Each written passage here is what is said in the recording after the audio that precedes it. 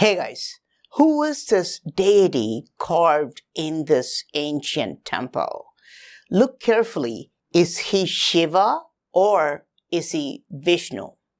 It is a combination of Shiva and Vishnu in one statue. And if you put a line exactly in the center of the carving, we can see the stunning depiction because the sculptor has carved everything related to Shiva on the left side and everything about Vishnu on the other side. And these two gods are polar opposites, right? Shiva is simple. He has bundled his hair at the top. Vishnu, however, is sophisticated. He's wearing a long, ornate crown or a helmet.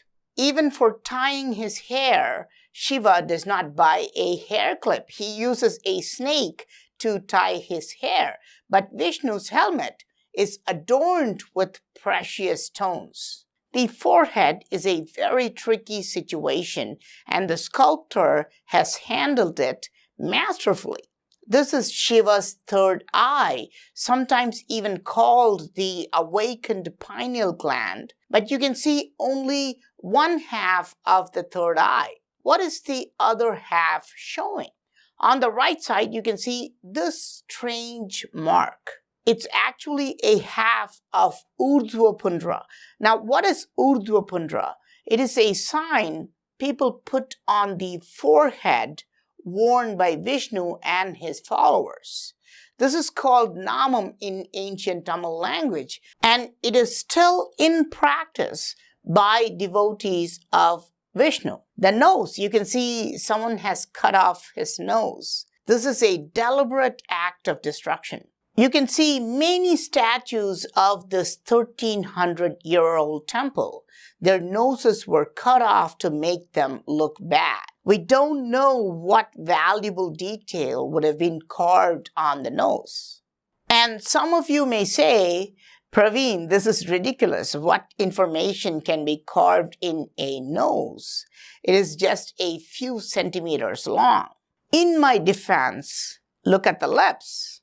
If you focus only on the left side, you will see that Shiva has a somewhat serious face. He's known for his solemn demeanor. But if you hide the left and look at the right side, you will realize that Vishnu is smiling joyfully because he is a happy-go-lucky person. Again, the lips just a few centimeters long, but it can give us valuable information. If you speak to a plastic surgeon or a cosmetic surgeon, he will tell you the difference between the face of a supermodel and an ugly face is just millimeters. And this is exactly what the sculptor has done here. The sculptor was the cosmetic surgeon here, right?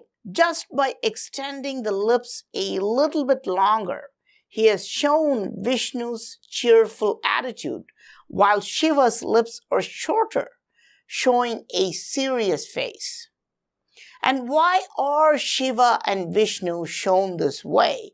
I have photoshopped this by mirroring the images on one side. This is roughly how a full-size Vishnu would have looked, and this is how a full-size Shiva statue would have looked. There seems to be some very deep subliminal information hidden in ancient Indian carvings. Shiva must be shown as a macho man, rough and tough, and he can just take a shower, bundle his hair, wear anything and go to work. While Vishnu is shown as someone sophisticated and gentle, somewhat soft and feminine. Now, he cannot go out unless he wears jewelry and makeup. Shiva is a serious guy, a loner and an introvert, often prone to anger, and he can instantly burn you with his third eye in a fit of rage. He also gets into trouble sometimes because of his simple, straightforward ways. Vishnu, however, is an extrovert. Externally, he's always playful and funny, but internally, he's cold and calculative, and even his battles and victories are devious and well planned. It's a strange thing to explain this. We can even see their personalities being reflected in Shiva and Vishnu temples. Shiva temples are usually serious, quiet places. Nobody is dancing and singing, and no fancy festivities are entertained. The carvings in these temples seem to impose seriousness in the minds of the visitors. The Vishnu temples, however, are brightly painted and are usually full of happy devotees and visitors. Singing and dancing are encouraged. Even the main deities are usually treated differently. All Shiva gets is a bath, and then he gets ashes smeared on him. Vishnu, however, gets decorated with gold, silver, and diamonds. He gets dressed up in different ways on different days, enjoying his life to the fullest. This is why Vishnu is called as Alankara Priyan, meaning lover of jewelry, while Shiva is called Abhisheka Priyan, meaning all he needs is a shower. There seems to be some hidden subliminal tone in ancient carvings that's not understood consciously, but enforced at a subconscious level. There is a reason why Shiva is always shown with a bull, while Krishna, an avatar of Vishnu, is shown with cows.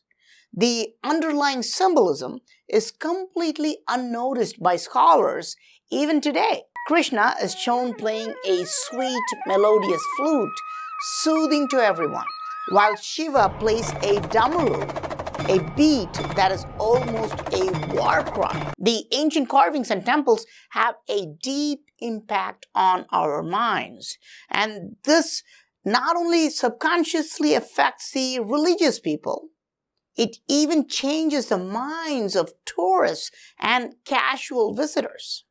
Now, look at the chest. Vishnu is shown wearing an ornate metal necklace and a stylish armlet or a shoulder chain, all possibly made of gold. But Shiva, all he needs is stone fruits or drupe called Rudraksha, and he can use them as his necklace and armlet. The followers of Shiva wear these stone fruits even today. I will let you decode the hands and the body, but on the right side, you can see that Vishnu is literally fancy pants, right? It looks so stylish and see-through. On the right side, you can see that Lord Shiva's leg is bare. He's not wearing anything. There's a snake carved in this area, and here you can see the mystery of all mysteries. What is this strange object on his leg? Can you guess what it is? This is a bell, a cattle bell we tie to the neck of cows and goats. In India, we still put it on livestock. But why would Shiva wear this cattle bell on his right leg? Believe it or not, this bell of Shiva is actually a hot topic of debate, and experts in iconography and Hinduism have been arguing about this for more than a century. And this bell has become so controversial that modern statues of Harihara, a combination of Vishnu and Shiva, do not show this bell. Instead, only a snake is shown. But ancient statues of Shiva almost always have this bell. And in this ancient carving of dancing Shiva, again you can see the cattle bell tied on his leg. And in his hand, you can see him holding another large bell. Why is Shiva always shown with bells? And what can be so controversial about it? According to some experts, Shiva belongs to a lower caste in Hinduism. He's an untouchable and he's homeless, a beggar. So he had to wear this cattle bell on his leg to signal everyone he was entering any house or even any street.